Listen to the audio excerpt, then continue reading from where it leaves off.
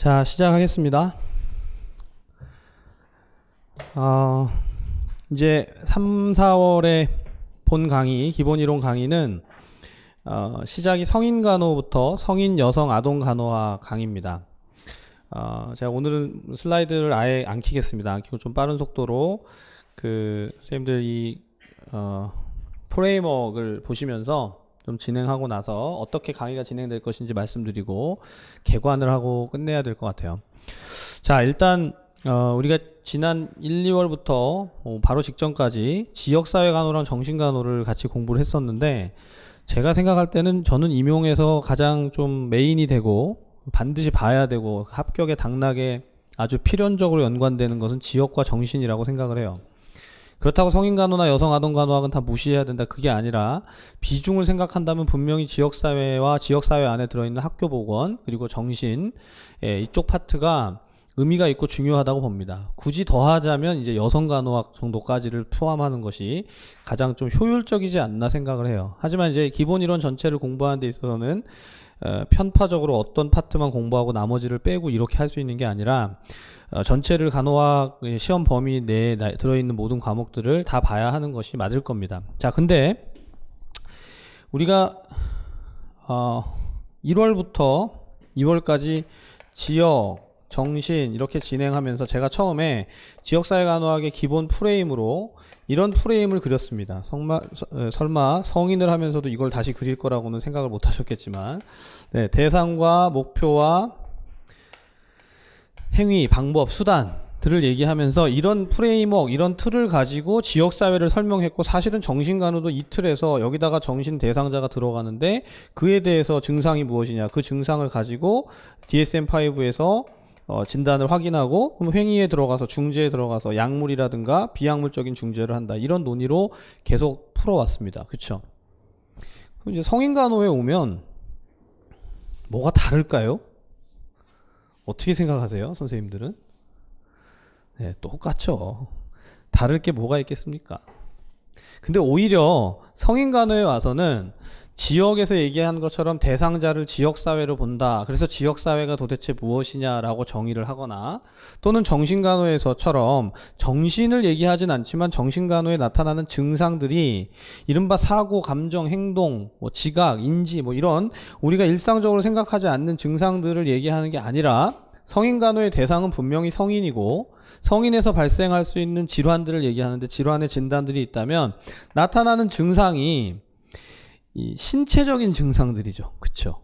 네. 그리고 그 신체적인 증상들을 어떻게 진단해내는가의 진단명도 중요하지만, 검사라든가 신체 검진이라든가 이른바 어세스먼트를 하잖아요. 우리가 간호 사정에 있어서 가장 기본적인 사안들이 성인간호 안에서는 중요하게 다뤄질 수밖에 없습니다. 그래서 성인간호 안에 들어있는 영역은 소화기계부터 시작해서 소화기계, 호흡기계, 순환기계, 근골격계, 비뇨생식기계, 그리고 감각계까지 이르기까지 신체에 있는 모든 기관들이 다 포함되어진다.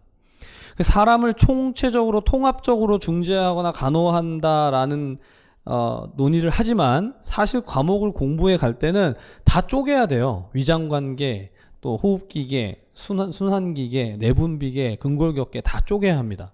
그럼 이제 선생님들, 우리가 지역사회를 공부할 때도 그랬고 정신을 할 때도 그랬고 계속 질문을 하잖아요. 학교 다닐 때 워낙에 이 과목을 재밌어 해가지고 나는 성인간호만 좋아, 성인간호를 이렇게 책을 항상 끼고 돌아다니고, 그렇죠? 자기 전에도 항상 성인간호 책을 보다가 자고, 이렇게 공부를 하지 않았다라면 잘 알기가 어렵습니다. 그렇죠?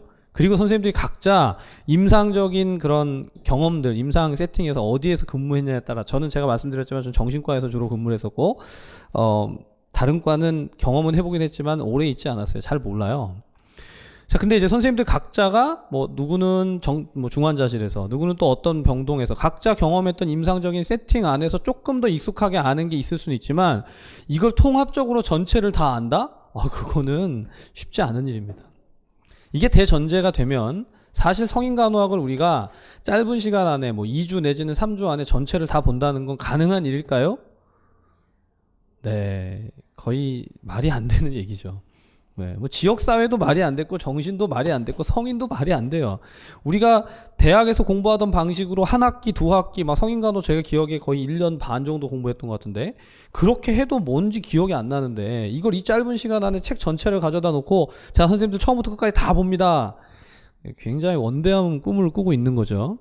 자 그러다 보니까 우리 아까 앞에서 단기 역동 정신치료처럼 짧은 시간 안에 이 시험과 관련된 파트들을 빠른 속도로 리뷰를 하는 게 목표가 돼요. 그러니까 이제 전체를 다 알 수는 없겠지만 적어도 시험에 출제되는 그런 근거가 되는 강론서들 안에서 어떤 맥락으로 이것을 풀어가고 있는지를 봐야 그리고 그 논리를 알면 질환이 특정 질환들이 더 중요하게 여겨진다. 이른바 기출되어졌다. 그게 시험에 출제 가능성이 높다. 이러한 포인트들을 잡아서 전체를 빠른 속도로 보고 다시 돌려보는 것이 가장 효과적이고 현명한 접근이 아닌가라고 생각을 하는 겁니다. 지역도 그랬고 정신도 마찬가지고 성인도 마찬가지예요. 제가 이제까지 강의를 해오기는 그렇게 해왔고 그리고 이제까지 그렇게 하다 보니까 선생님들이 나중에 보여주시는 반응이 뭐냐면 아 강의 시간은 짧지만 짧게 공부하고 나서 각자 이제 그것을 리뷰하고 공부하면서 많이 익히게 되고 그래서 실질적으로 도움이 많이 되더라 이런 얘기를 하시더라고요. 저는 제가 이걸 시간을 충분히 가진다면 챕터 바이 챕터로 하나씩 잘 풀어서 선생님하고 공부를 할 그런 마음이 있어요. 근데 우리는 그렇게 공부를 해서는 시간 안에 소기의 목적을 달성할 수가 없습니다. 그렇기 때문에 3, 4월이라는 기간 안에 성인 간호 하나만 가지고도 전체가 이렇게 나와 있는데 우리 성인만 하는 게 아니죠. 여성 간호가 만만치 않아요. 또 여성 간호의 영역은 이제 아주 중요한 문제가 있잖아요. 임신과 출산, 임신과 분만, 산욕기 이것과 관련해서 정말 또 여러 가지 근데 정말 여러 가지고 복잡하지만 아주 논리정연하고 그리고 공부할 게 분명한 영역이긴 해요. 여성 간호학 저 굉장히 개인적으로 재밌어하고 좋아하는데 그리고 아동이 있어요. 아동 간호는 복잡한 것 같지만 실제로 해야 되는 영역이 아주 많지 않습니다. 그냥 간단히 정리해드리면 성장과 발달에 대한 파트를 좀 공부하고 성장 발달에 대한 논의를 하고 나면 아동 이제 이른바 소아과학 안에서 소아강론이라고 하는데 소아과에서 발생할 수 있는 특정한 질환들 선생님들도 아동병원이나 소아병동에서 근무하신 분들도 계시겠지만 그쪽 파트에서 다뤄지는 특정 질환들에 대한 것만 좀 더 주의해서 보시면 되는데 그것도 결국 뭐랑 관련되냐면 성장 발달이랑 관련이 됩니다. 즉 성장 발달에서 정상과 비정상을 나눌 때 정상적이지 않은 상태 속에서 질환으로서 병리적으로 이해되는 것들만 보시면 돼요.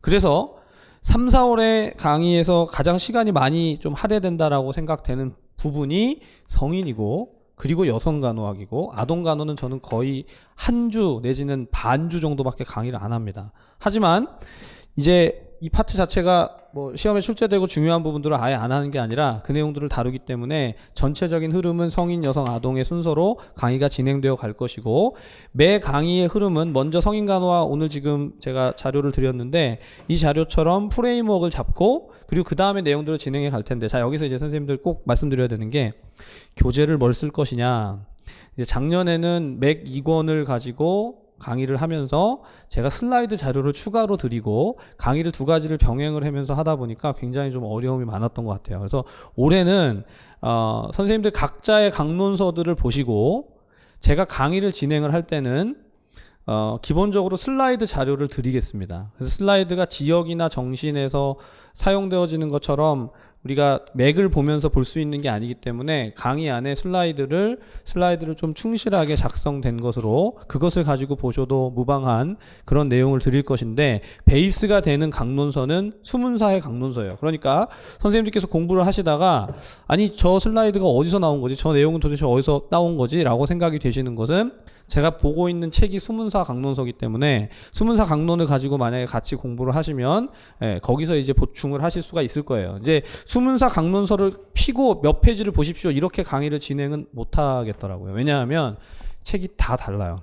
그러니까 올해 지금 나오는 책을 가지고 하더라도 또 판이 또 다르기 때문에 제가 이제 원래 생각은 올해 강의 계획을 짜면서 3월 달부터 성인간호학 강의를 할 때는 다 공이 똑같은 강론서를 가지고 강의를 진행하겠다라고 그렇게 마음을 먹었는데 그게 이제 여러 가지 실제적인 운영에 있어서 선생님들이나 저나 어려움이 많을 것 같아서 그것은 좀 양해를 구합니다. 그래서 강론서를 가지고 강론서의 페이지를 불러가면서 강의를 하진 않지만 이 성인간호학의 전체 흐름은 이 책에 나와 있는 순서를 그대로 따라가면서 거기서 시험에 출제되는 영역들에 더 좀 포커스를 두고 제가 강조하면서 그렇게 나가도록 하겠습니다. 그래서 선생님들께서 그렇게 참고해 주시면 좋겠고, 질문을 항상 하세요.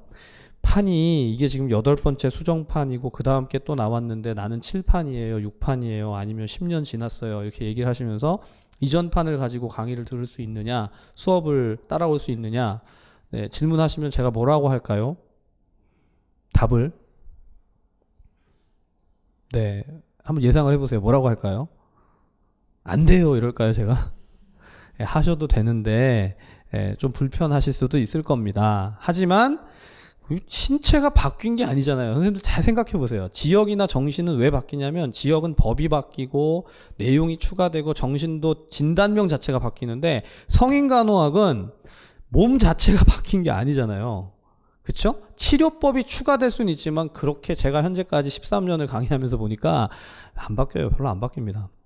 예, 다만 역시 진단 기준이 좀 바뀌는 부분들이 있어요. 뭐 고혈압이라든가 당뇨라든가 이런 것에 있어서 약간씩 변화되는 부분이 있는데, 그런 것은 강의 중에 제가 반영해서 자료를 드릴 테니까 그 자료를 보시고 어떤 책이든지 간에 익숙한 책을 가지고 보시되, 책이 없다 또는 20년 전 책을 가지고 있다, 저랑 이렇게 학번 때가 비슷하셔가지고 그런 책들은 버리시고 가급적이면 최근 한 2, 3년 내지는 적어도 한 5년 이내의 책은 돼야 그래도 공부를 좀 하실만 하지 않을까라고 생각이 됩니다. 책이 없다면 아예 없다, 나는 그 졸업 이후에는 책을 거들떠 보지 않았다, 뭐 친정에 있다, 뭐 이러시면 사세요. 그냥 한 권 사시는 게 책값이 만만치 않지만 성인간호학 사셔서 보시고 나중에 학교에 가셔서도 보건실에 꽂아 놓으시고 그렇게 하셔도 좋지 않을까. 저는 이 출판사랑 아무 상관관계가 없지만 그렇게 하시는 게 좋을 것 같습니다. 또 이제 수문사를 가지고 하신다고 했는데 나는 현문사다, 뭐 이렇게 얘기하시는 경우가 있어요.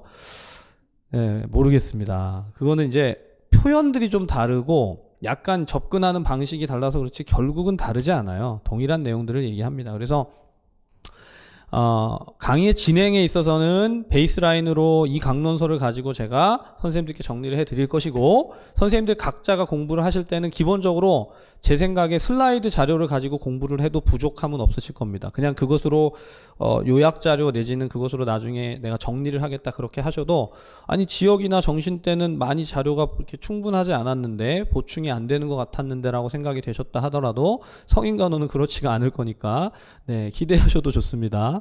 이렇게 말해놓고 자료를 더 보완해야 되는 저의 또 마음이 이제 어쨌거나 그렇게 선생님들에게 도움이 돼야지 해가 되면 안 되잖아요. 그렇게 진행을 할 거고, 성인과 여성간호학 모두 시험의 최근까지 경향을 생각해 보면 성인간호는 점점 더 확장되기보다는 축소되는 경향인 것 같아요. 그러니까 성인간호의 질환들이 막 갈수록 이상한 질환이 출제되거나 정말 말도 안 되는 그런 영역들이 나오는 게 아니라 계속 축소된다는 게, 대표적인 질환들, 중요한 문제들로 거의 이렇게 축소된다, 수렴한다고 보여집니다. 그래서 강의는 기본 강의할 때 전체를 가급적 다 다루지만 역시 마찬가지로 특정 질환, 중요 질환들을 제가 중요하게 찝어드리고 그렇게 갈 것이고, 여성간호학도 마찬가지예요. 여성간호학은 임신 전과 이른바 가족계획, 피임 관련된 파트와 임신과 그다음 분만, 산욕기에 대한 것을 전체를 이렇게 오버뷰하면서 호르몬하고 관련된 부분이라든가 또는 난소 주기라든가 이런 영역들을 전체를 다 풀어드리고, 역시 그것도 제가 참고하는 강론은 말씀드리겠지만 자료를 드릴 거예요. 그래서 제가 계속 말씀드리는 것은, 선생님들 질문하시잖아요. 그럼 맥은 안 사도 되는 거냐, 맥 이거는 필요 없는 거냐, 이미 사신 분들도 있는 것 같은데 강의 중에는 굳이 맥을 펴지 않겠습니다. 펴지 않으니까 선생님들 각자 보시되, 맥 2권에서 개정이 되지 않았지만 아주 볼만한 파트는 그나마 아동간호학이 좀 좋은 것 같아요. 아동간호학이 얇기 때문에 그 부분을 보시는 것은 도움이 되고, 여성간호학도 강론서의 내용들을 기본적으로 담아놓고 있기 때문에 그 내용을 보시는 것은 나쁘지 않은데, 성인은 제가 내용을 다 포함시켜 놓지 못했기 때문에 성인간호학 파트는 맥을 가지고 보시기에는 조금 한계가 있습니다. 그래서 사실은 강의 안에서 그게 보완이 돼야 된다라고 말씀을 드리는 거고요. 그래서 자, 여기까지 정리하고 그럼 이제 다음 주부터 성인간호학이 계속 진도가 나갈 텐데, 자, 먼저 이 나눠드린 자료를 한번 보시면,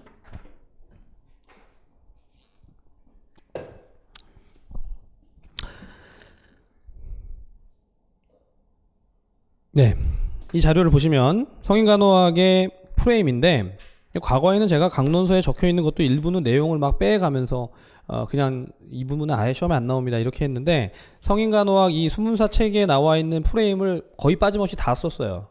아예 한두 파트 정도 뭐 협동적 관리라는 표현을 쓰는데, 협동적 관리라든가 간호라고 표현되어 있는 파트들은 제가 일부 제외한 경우가 있습니다. 이게 이제 뭐냐면 코퍼레이티브 매니지먼트라고 해서 특정한 질환이 있으면 그 질환을 어떻게 협동적으로 해결할 것이냐, 그걸 간호할 것이냐, 그 내용을 담고 있는 파트인데, 이제 선생님들 앞에 제가 이 그림 그렸지만 결국은 대상이 누구든 간에 그 대상의 상태에 따라서 성인의 어떤 질환과 관련해서 중재를 한다. 즉 약물이나 비약물적인 중재로서 이 문제를 해결한다, 이렇게 보면 되는 거지, 협동적 관리나 간호라는 용어는 굳이 사용하지 않아도 좋을 것 같고, 강론서 안에서 나오는 그 파트들도 뭐 특별히 시험에 더 나올 만한 내용들이 있지는 않다고 봅니다. 근데 그런 부분들은 다뤄드리겠지만 굳이 거기는 관계없을 것 같아서 그런 부분을 제외하고는 대부분 내용들이 그대로 담겨 있어요. 자, 제가 좀 간략하게 개관을 좀 해드리겠습니다. 자, 첫 번째 페이지를 보시면 왼편에 보면 첫 번째 간호실무의 개념이라고 되어 있어요. 성인간호학은 앞에서 말씀드린 것처럼 결국 질환을 베이스로 해서 또는 시스템을 베이스로 해서 각 기계 또는 각 기관들이 어떤 기관, 어떤 기계에 문제가 있는가를 보는 게 쟁점입니다. 그래서 소화기계, 호흡기계, 순환기계, 근골격계 이렇게 나가야 돼요. 그런데 성인간호학의 전반부를 보면 거기 뭐라고 돼 있죠? 간호실무의 개념하고 바로 옆에 21세기 성인간호라고 돼 있어요. 예, 이제 21세기 성인간호의 옆에 보니까 제일 윗줄에, 자, 선생님들 익숙한 용어가 하나 있죠? 뭐라고 돼 있죠? 예, 국민건강증진정책이라고 돼 있어요. 예, 제가 이걸 보고 굉장히 반갑더라고요. 그러니까 성인간호마저도 이제 지역사회에 같이 연결이 되려고 하는, 그러니까 보건의료 환경이 변화되고 국민건강증진정책을 얘기하고 있는 것은 성인간호도 계속 이제 메디컬하게 의학적으로 의료적으로 이제 질병에 대한 치료의 접근으로 가는 게 아니고 건강증진의 관점을 가져야 된다라고 보고 있는 것 같아요. 그러다 보니까 바로 밑에 실무 전문가의 핵심 역량과 역할이라든가 또는 간호 과정에 있어서의 비판적 사고, 이게 이제 간호 과정이 뭐죠? 사정진단 계획 수행 평가로 흘러가는 그런 흐름들에 있어서 생각을 해야 된다. 이게 이제 그냥 기존에 하던 방식대로 하는 게 아니라 어떻게 바뀌어가야 하는가를 얘기하면서 가이드라인이 제시돼야 될 것이다. 실제 간호 실무, 너싱 프랙티스에 있어서의 가이드라인이 잘 제시돼야 한다라는 논의입니다. 자, 그래서 성인에 대한 이해가 필요하다. 자, 이 성인에 대한 이해는 결국 뭐죠? 대상자에 대해서 알아야 한다. 성인이 근데 아동이나 청소년이 아니고 노인이 아니고 성인이에요. 그럼 성인 초기나 성인 중기, 성인 초기, 중년기, 근데 노년기까지도 또 써놓죠. 그리고 성인간호학 책에 보면 성인만 말하지 않아요. 노인에 있어서의 변화라든가 노년기의 문제들을 다룹니다. 파트마다. 그래서 그런 내용들을 이제 흐름이 있다는 것을 알아두실 필요가 있는데, 자, 실제로 성인간호학은 앞에 뭐 국민건강증진정책처럼 지역사회 간호적인 관점에서 볼 필요가 없는 게 어디에 더 초점이 맞춰지죠? 중환자 내지는 아주 직접적인 문제, 질환에 대한 어큐트한 급성 문제들을 다루거나 만성 질환들을 다루는 데 초점을 맞춥니다. 그래서 거기 중환자 간호가 포함되어 있는 것이고, 그 밑에 보니까 중환자가 중환자일 수도 있고 아닐 수도 있지만 응급과 재해 관리에 대한 것들이, 자, 우리 지금 보면 이 트렌드잖아요. 지역에도 재난이 나오죠. 정신에도 재난이 나오죠. 성인에도 급기야 재해 간호에 대한 내용이 들어가요. 근데 응급과 재해입니다. 응급과 재해. 자, 응급은 과거부터 성인 간호 안에는 응급 간호가 있었어요. 선생님들 그렇게 이해하시면 맞아요. 응급 간호가 있어서 그 이머전시한 상태들이 뭐가 응급이냐? 독사에게 물린 게 응급이고, 그쵸? 화상을 입은 게 응급이고, 갑자기 화학 물질에 노출된 것이 응급이고, 이런 것들이 다 응급이잖아요. 그러면 응급 처치에 대한 일반적인 원칙이 뭐냐? 거기 보면 응급 환자의 중증도의 분류, 이런 것이 실제로 시험에 출제가 됐죠.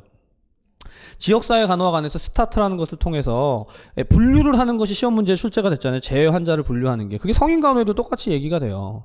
그런데 사실 성인의 관점에서는 응급 환자를 어떻게 사정할 것인가가 중요하고, 다음 오른쪽 상단에 올라가 보시면 뭐가 더 중요하냐면요. 성인 간호는 제가 판단할 때 성인 간호는 케이스가 중요해요.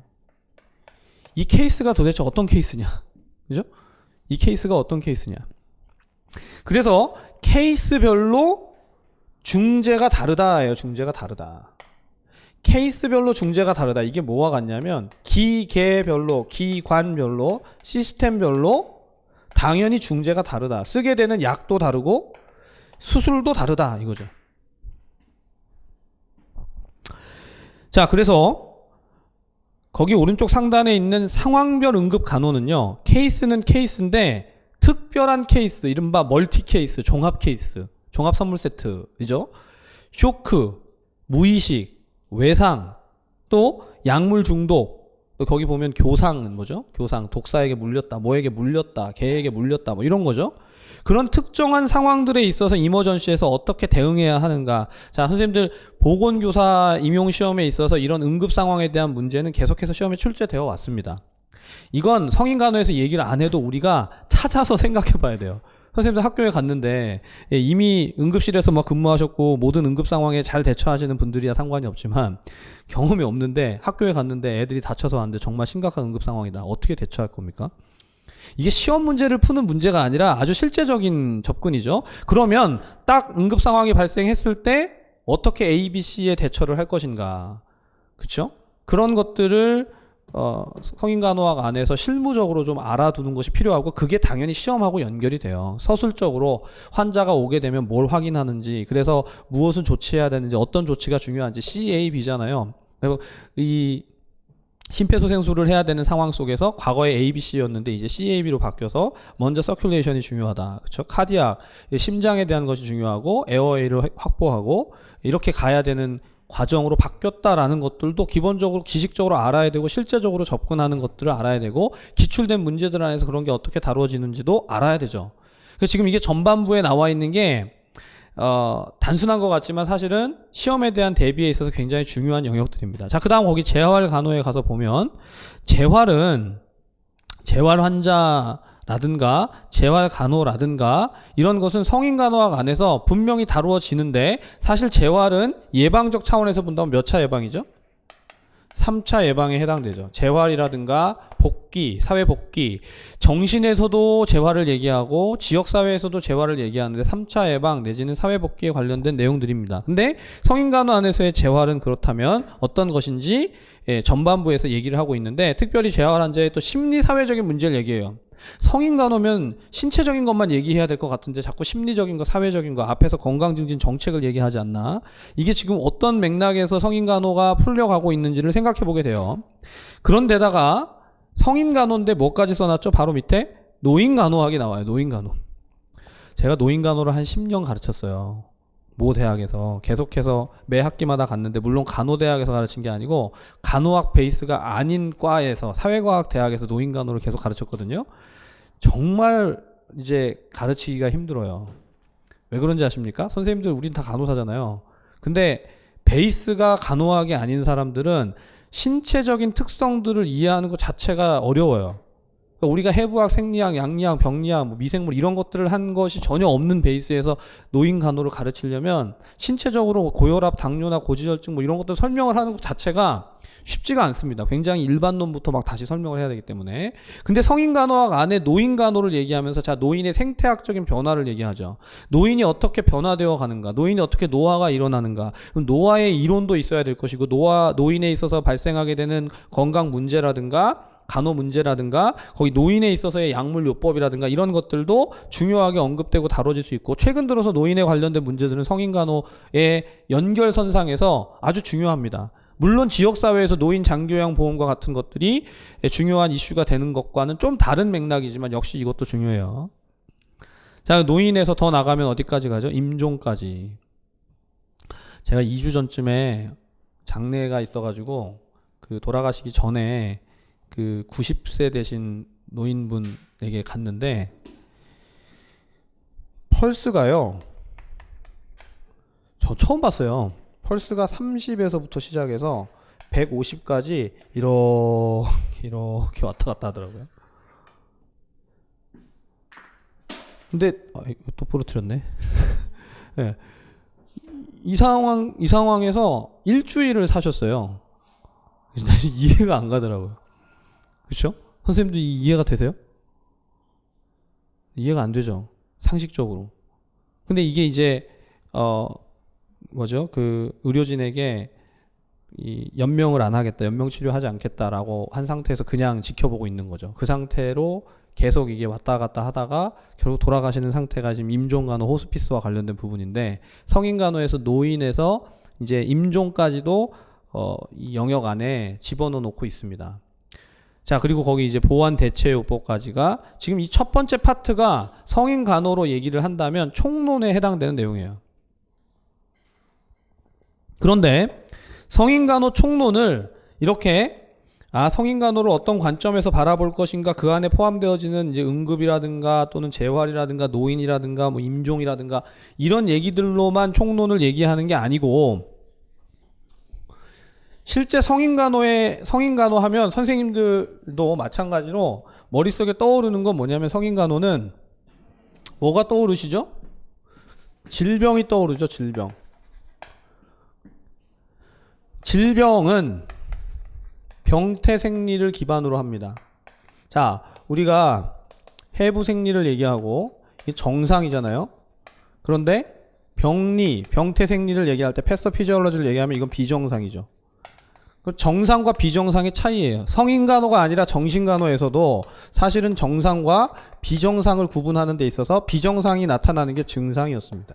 그게 사고와 감정과 행동과 인지와 정서에 있어서의 비정상적인 상태들이 정상에서 차이가 나기 때문에 그걸 가지고 DD를 해서 이게 MSE 정신상태 검사를 통해서 진단을 하는 단계까지 갔었죠. 마찬가지로 성인간호에서도 해부생리는 정상인데 병태생리는 비정상이에요.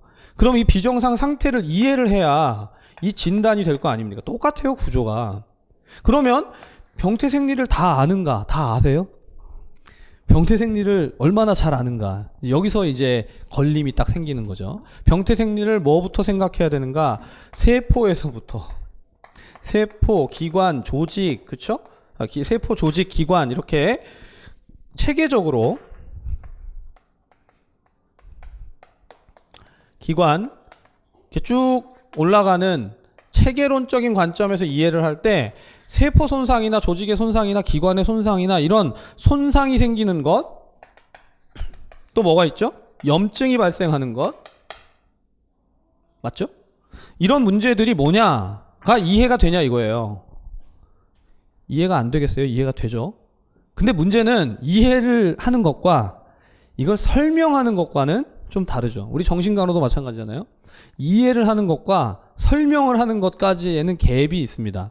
그럼 지금 첫 번째 페이지 오른쪽 하단에 보세요. 손상과 염증이 있는데, 자, 세포의 구조와 기능의 변화. 자, 세포의 구조가 있고, 이건 다음 주에 다시 이제 강의하면서 설명을 드리겠지만, 세포의 정상적인 상태가 있고 비정상적인 상태가 있어요. 세포의 정상적인 상태에서 변화가 일어났다, 병리적인 변화가 일어났다, 그렇게 돼서 손상이 일어나면 그럼 신체는 어떻게 거기에 반응하는가?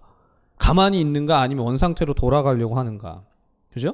근데 염증이 나타나면, 염증이 발생했을 때는 어떤 특성들이 나타나는가? 뿐만 아니라 신체에 이제 외부에서 침입했다.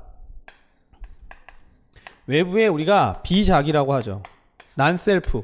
비자기가 외부에서 안으로 들어왔다라고 하면 거기에 대응하는 걸 뭐라고 하죠? 방어 체계를 가지고 있죠. 그걸 면역이라고 하죠. 그래서 면역이 종류가 있어요. 이게 자연면역이냐, 자연면역이냐, 인공면역이냐, 능동면역이냐, 피동면역이냐, 이런 면역에 있어서의 종류들을 언급할 수 있고, 이 페이지에 가서 보시면, 자, 거기 면역의 제일 상단에 체액면역, 세포 매개 면역, 면역 반응에 있어서의 영향 요인 등이 교과서 안에 다 나와요. 아주 상세하게. 그런데 그런 면역들에 있어서 면역이 잘 되는 건 정상인데 뭐가 문제죠? 면역 결핍이 문제죠. 비정상이죠. 면역 결핍이 발생해요. 그런가 하면 면역의 상태가 너무 과다하게 나타나면 이른바 과민 반응으로 발생할 수도 있습니다. 비자기에 대해서 과민 반응을 하이퍼센시티브한 그런 양상들을 나타내거나 또는 어떨 수도 있죠. 과민의 정도가 너무 심하면 자가 면역, 스스로 지금 막 공격하기 시작하는 자가 면역의 상태가 실제로 질환의 많은 원인이 되죠. 장기 이식을 한다는 것도 일종의 자가 면역의 문제가 발생할 수 있는 가능성, 개연성을 가지고 있다. 자, 그러다 보니까 지금 말씀드렸던 이런 해부생리와 병태생리의 관점 안에서 기본적인 이해들이 되는지 안 되는지가 중요하고, 그것이 그냥 한 번 벌어지는 일이 아니고 유전적으로 계속 진행되어진다. 그러니까 이 유전 상태, 특정한 유전성 질환들에 대한 것을 생각하는 것까지 갑니다. 자, 여기까지가 성인간호학에 있어서 이제 앞에서 총론이라고 말씀드렸지만 지금 이제 해부생리나 병태생리의 관점에서 역시 또 총론적인 전체 개관에 해당되는 처음에 논의되는 모든 것들을 설명하는 그런 개요라고 할 수 있어요. 자, 그리고 나서 막상 이제 이런 손상이라든가 외부에서의 침입이라든가 공격이라든가 이런 것들을 설명하는 데 있어서 뭐가 필요하냐면 균형과 불균형이 필요하고 체핵과 전해질에 있어서의 균형, 불균형이라는 것이 중요해집니다. 그쵸? 굉장히 이 양상이 다르잖아요. 앞에 다른 과목, 지역사회나 정신하고는 전혀 다른 이런 논의들, 체핵과 전해질의 균형과 불균형이 무엇인가, 또 산염기에 있어서의 균형과 불균형이 무엇인가, 이거 다 다음 시간에 하겠는데, 이게 이제 왜 이게 문제가 되죠? 균형이 깨진 상태가 뭐예요? 질환이죠, 질환. 일시적으로 균형이 깨질 수도 있지만 그러면 원래 항상성에 의해서 원상태로 돌아가게 돼 있잖아요. 균형이 깨졌다가 빨리 복귀되어지는 게 신체가 리스판스를 하는, 반응을 하는 것인데, 균형이 깨진 상태로 지속되면 그게 질환이에요.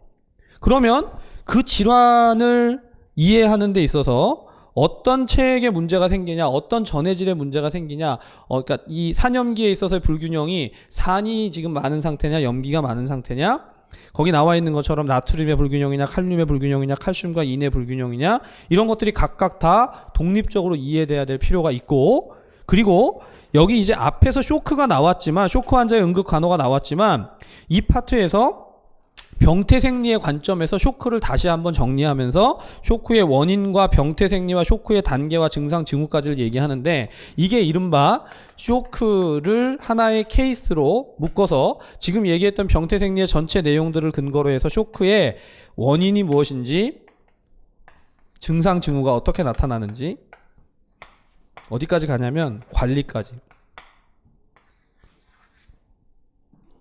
여기까지가 다 다루어지는 게 병태생리 파트예요. 자, 그래서 성인간호의 총론에 해당되는 병태생리 파트까지를 딱 보고 나면 사실 여기서 끝. 더 이상은 안 해도 되는데, 최근 들어서 더 심각하게 증가되고 있는 성인간호의 가장 핫한 이슈가 뭐죠? 종양이죠. 암입니다. 제가 이거 종양간호를 하다 보니까 주변에 진짜 암이 많으시더라고요. 가깝게 사는 저희 와이프도 지금 종양이 생겨가지고 사라진 줄 알았는데 다시 또 생겨서 6월달에 수술을 해야 된대요. 난소에 종양이 생겼는데, 근데 이게 감사하게도 악성은 아니고 양성이지만 사이즈도 커졌고 모양도 굉장히 좀 좋지 않아서 이게 계속 악성이 아닐까 했는데 점사를 해보니까 악성은 아니래요. 근데 이제 저희 와이프는 그런데 저희 와이프 말고 학교 저희 아들 다니는 아들 친구들이 한 6, 7명 있는데 그 엄마들이 다 암이에요. 뭐 여러 종류의 암이 있죠. 유방암, 난소암, 자궁암, 다 암의 종류는 다 다른데 6, 7명이 다 암이더라고요. 그래서 그걸 이렇게 보다가 아니 도대체 이유가 뭔가. 근데 굉장히 여성암이 많이 증가하고 있습니다. 선생님들도 그래서 사실은 우리가 검진을 하고 자가 검진을 하는 것들이 중요하고 시험에서도 그런 것이 계속해서 출제가 되고 있어요. 거기 보시면 종양간호의 개요의 두 번째 줄 보세요. 국가암관리의 추세와 현황이라고 돼 있죠. 그러니까 선생님들 이게 이제 그냥 넘어갈 게 아니라 성인간호학 안에서 종양 파트에서 국가암관리에 대한 것을 얘기하고 있구나. 지금 첫 번째 시작할 때 국민건강증진 정책을 얘기한 게 지역사회에서만 얘기한 게 아니라 성인에서도 중요하고, 그렇다면 성인간호 안에서 중요한 영역으로 다뤄질 게 암관리에 대한 부분, 종양에 관련된 부분일 것이다 라고 생각할 수 있는데, 아니나 다를까 그런 게 시험 문제에 출제가 됐어요. 자, 그리고 아래쪽에 그 암에 있어서의 발생 기전이라든가 병태생리라든가 생리 심리적인 문제들, 치료 방법들, 이런 내용들까지를 다 총론의 관점에서 좀 살펴볼 필요가 있겠습니다.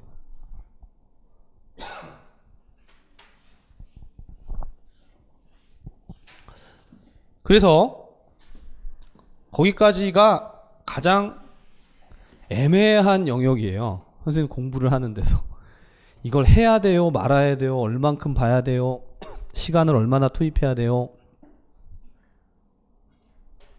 그렇게 질문하시는 영역인데 제가 정리를 잘 해드릴 것이고, 메인은 그 다음부터 나오는 타이틀만 한번 보십시오. 왼편에 나와 있는 위장계 건강 문제와 간호, 그 다음 간담췌장의 건강 문제와 간호, 다음 페이지 넘겨보시면 상부 호흡기계, 하부 호흡기계, 그리고 순환계, 그 다음 혈관계, 또 혈액계, 근골격계, 신경계, 내분비계, 콩팥 요로계, 신장 요로계죠. 남성 생식기, 유방의 건강 문제, 감각계까지가 이후의 흐름입니다. 근데 이후의 흐름은, 모든 흐름은요 다 똑같아요. 뭐가 똑같냐면 파트가 뭐가 됐든지 간에, 자, 특정 기계를 얘기했죠. 예를 들면 한 파트만 좀 생각해 보죠. 순환기계를 한번 보세요. 순환기계가 3페이지에 보시면, 자, 먼저 이 기계 시스템에서 순환기계면 뭘 먼저 얘기할까요? 당연히 구조와 기능을 얘기할 겁니다. 구조와 기능. 순환기계의 구조와 기능이면 뭘 얘기해야 되죠? 심장의 구조와 기능을 얘기해야겠죠. 심장의 구조와 기능, 그리고 순환, 혈관, 순환에 있어서의 체순환, 폐순환, 아주 기본적인 이런 해부 생리에 해당되는 내용들을 다 다루게 되어 있습니다. 선생님들 이걸 하나하나 다 강의 중에 아주 상세하게 하지는 못할 거예요.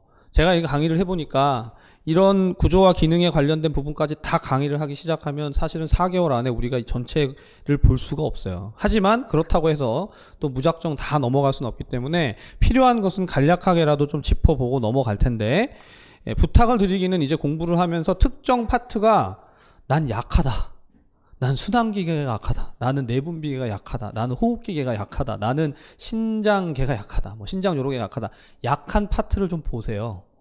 선생님들께서 관심을 가지고.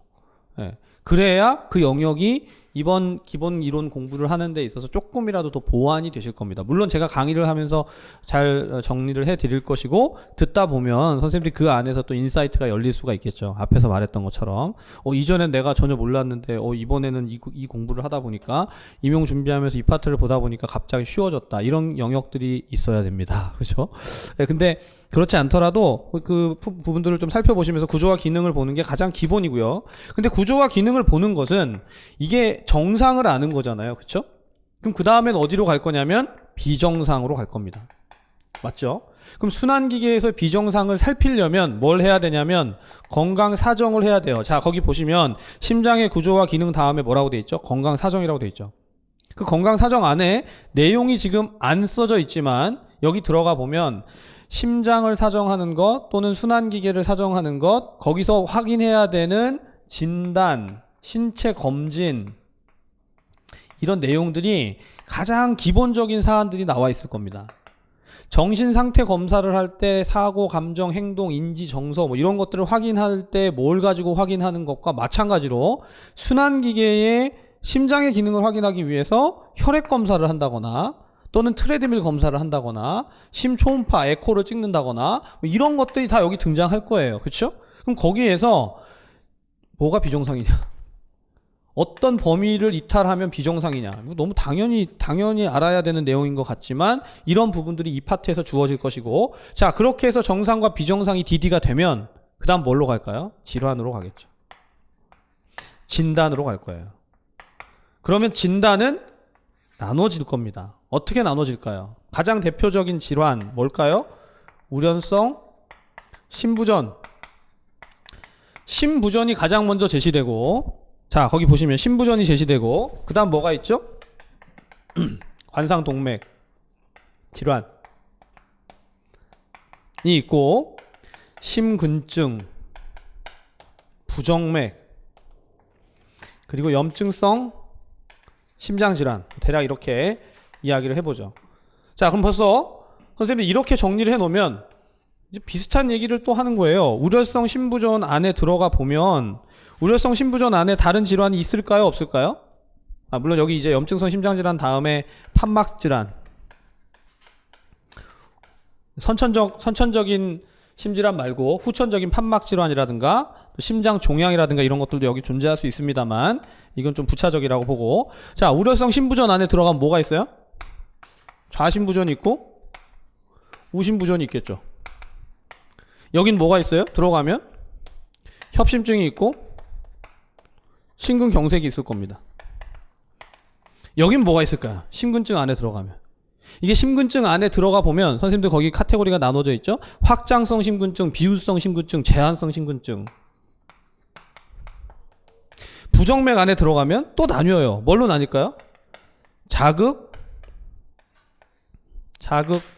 형성의 장애. 선생님들 거기는 아마 부정맥만 써 있을 텐데, 네, 그쵸? 부정맥만 써 있는데 자극 형성의 장애, 그리고 자극 전도의 장애, 세 번째는 혼합 장애. 이렇게 구분이 돼요. 예를 들면 염증성 심장질환도 가면 또 그렇게 나눠질 겁니다. 맞죠? 이게 지금 바로 앞에 우리 정신간호 할 때랑 뭐가 달라요? 똑같죠? 그럼 분명히 여기서 뭘 얘기할까요? 얘랑 어떻게 다릅니까? 좌심부전은 좌측의 문제고 우심부전은 우측의 문제예요. 이렇게만 얘기하면 좋겠죠? 예, 근데 그 차이가 굉장히 크잖아요. 예, 좌심부전은 나타나는 증상이 어떻게 있을 것이고, 예, 폐의 증상, 호흡기계의 문제일 것이고, 우심부전은 전신의 우렬이 발생할 것이고, 여긴 폐우렬, 여긴 전신의 우렬. 그럼 왜 그렇게 차이가 나는지는 분명히 기전을 알아야 되겠죠. 마찬가지로 협심증과 심근경색은 얘네 둘이 나타나는 증상의 차이가 있는 거냐, 아니면 나타나는 진단 검사에 있어서의 차이가 있는 거냐, 어느 정도 이른바 시비어리티의 차이냐를 가지고 얘기를 할 것이고, 자, 여기 이제 확장성이냐 비후성이냐 제한성이냐 이것도 마찬가지로 심근증 자체가 나눠지는 카테고리의 기준이 있을 겁니다. 맞죠? 여긴 어떨까요? 부정맥도 마찬가지예요. 자극 형성의 장애는 이게 동방결절의 문제인지 방실결절의 문제인지 아니면 히스색의 문제인지 또는 자극 전도장애에 있어서 어디가 불락이 된 건지, 그쵸? 이게 1도인지 2도인지, 그쵸? 그것이 각각 다 달라요. 그러면 선생님들 이게 순환기계 하나를 가지고 전체 질환을 막 다 분류를 하다 보면 벌써 뭐가 나오죠? 내가 아는 게 나오고요, 모르는 게 나와요. 그러면 시험 공부하는데 포인트는 뭘 해야 될까요? 아는 것만 한다, 막 이러는 거죠. 모르는 걸 해야죠, 모르는 걸. 그러니까 지금 이제 임용을 준비하면서 이렇게 질환들을 하나하나 풀어가면서 너무 겁먹지 마시고, 예, 저도 잘 몰라요. 저도 계속 공부를 하고 계속 선생님들하고 이제 강의하면서 이 내용들을 해도요, 하면 까먹고 계속 그렇습니다. 하지만 이제 보면 항상 선생님들이 더 잘하시더라고요. 왜냐하면 임박해서 시험을 봐야 되는 선생님들이 기억도 더 잘하시고 잘 쓰세요. 나중에 답안지를 보고 제가 감탄해요. 예, 문제는 내가 내는데 답을 쓰는 사람들은 선생님들 정말 잘 쓰신다.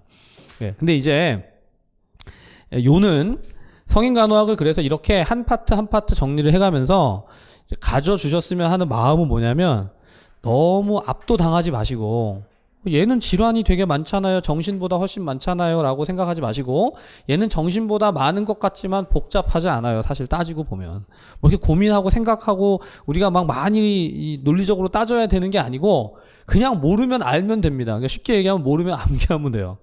그렇게 공부를 해가면 되고, 구조가 명확하기 때문에 내가 어떤 파트가 약한지만 좀 생각해 보세요.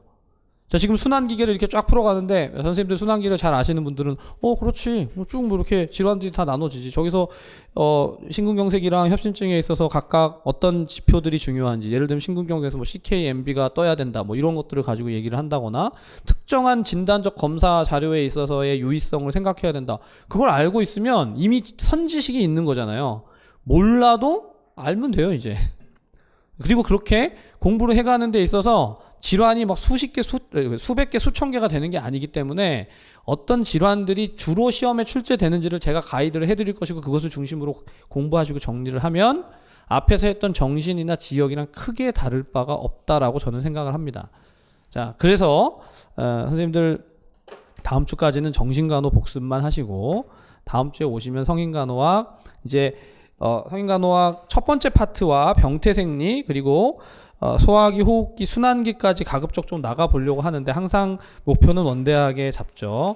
예, 진도는 조금 느려질 때가 있는 것을 양해해 주시고, 그래서 대략 1권, 성인간호학 1권에 해당되는 내용들은 가급적 나가려고 합니다. 진도를. 그러니까 선생님들께서 그 정도를 생각하시고 다음 주에 수업에 참여하시면 좋겠습니다. 네. 오늘 장시간 수고 많으셨고 여기까지 하겠습니다. 수고하셨습니다. 감사합니다.